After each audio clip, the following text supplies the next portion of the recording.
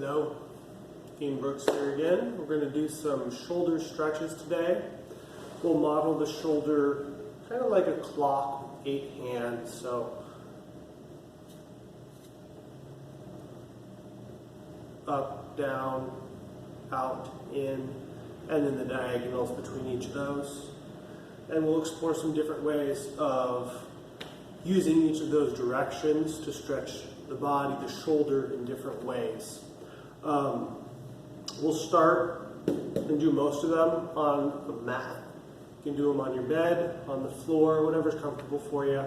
But I like to do them on the ground sometimes. It helps get you out of all of your riding reflexes, all of what's happening below the surface of consciousness in how you are staying standing. So when you really get into whatever you're doing practice-wise, really start melting into the ground, into your stretch, you open the possibility for opening the body in a way that frees up that standing position, that base posture, for more freedom of action and more freedom of posture.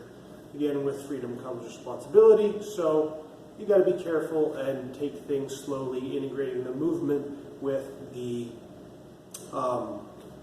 range of motion, ability to use the range of motion, not just, oh, I can throw my body into this position, but I don't know how to use it, how to move from it, into it, out of it. So let's get started.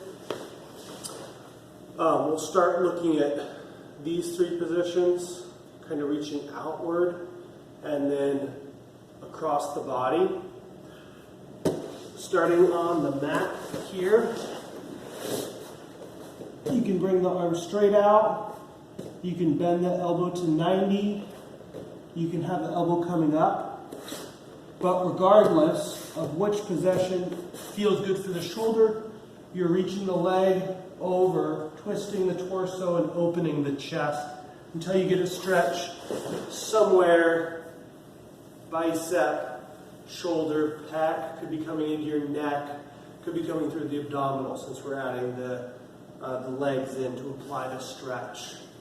If you're getting a stretch somewhere you don't want, applying a little, coming out of the stretch a bit, applying a little tension in that spot, and then leaning back into it can help direct the stretch to where you want it to go. Now, that, oh, it's showing up somewhere different, that may be telling you something important about this is where some of the tension is really coming from, perhaps. So, here, both sides, 10 to 20 breaths.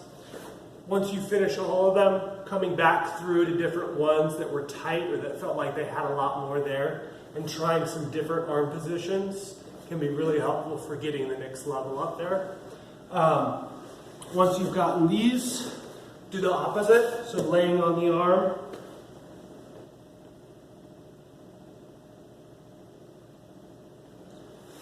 One little difference that you can play with more as you go, but it's really helpful at the beginning too, checking in with where is your shoulder blade? Is the shoulder blade coming forward?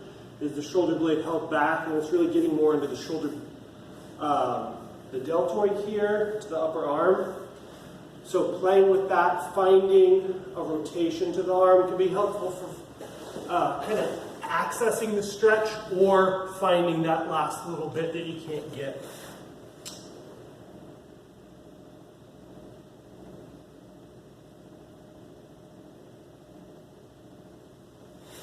With all of these stretches, as with all of the other videos, about 10 breaths, maybe 10 to 20, relaxing into each exhale a little more.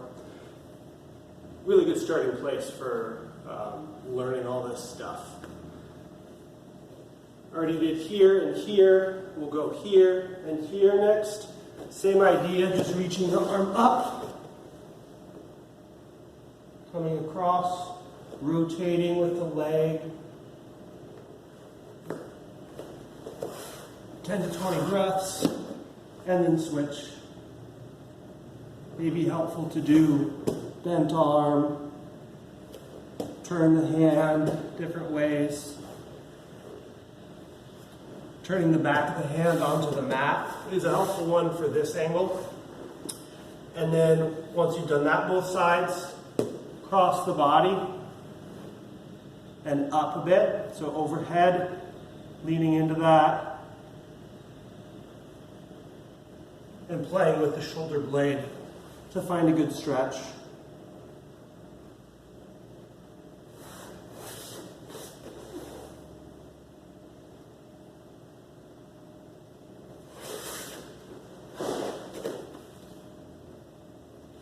That direction should stretch more through kind of the shoulder blade back into the base of it. Could be going into the lats more as well. Next, to the side and down.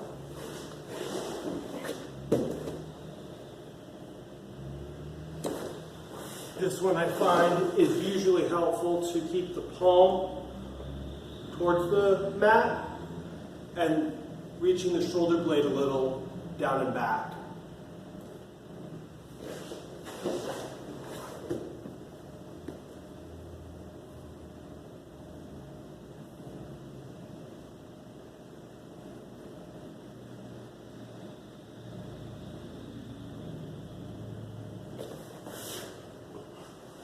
Many of the shoulder muscles cross and attach to the rib cage, the abdomen, the spine. You may feel things want to shift through there. It may not be, oh, the arm goes further back, but the core is released from the arm in some way that it is being held.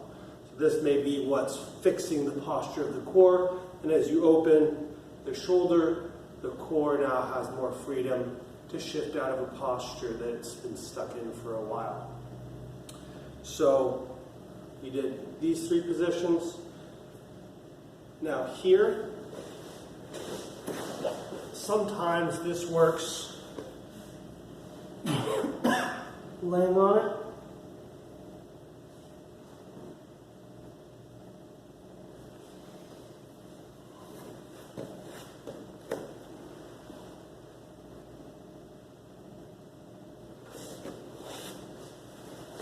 Again, what's the shoulder blade doing?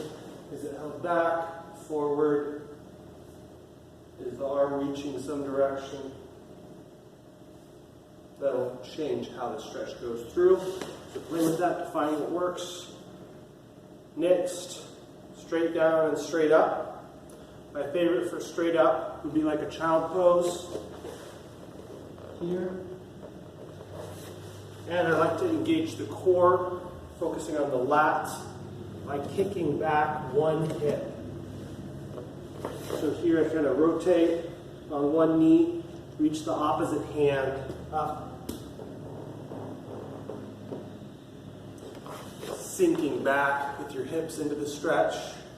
You can allow the pelvis, the low back to round or arch, and that'll change how this armpit musculature connects in, what is the core connection with that stretch. And it can be a big deal sometimes, but the big thing is that side bend created by rotating on the knee so the hips are pointed a different direction, and as you sink, it opens up all the way from the pelvis there.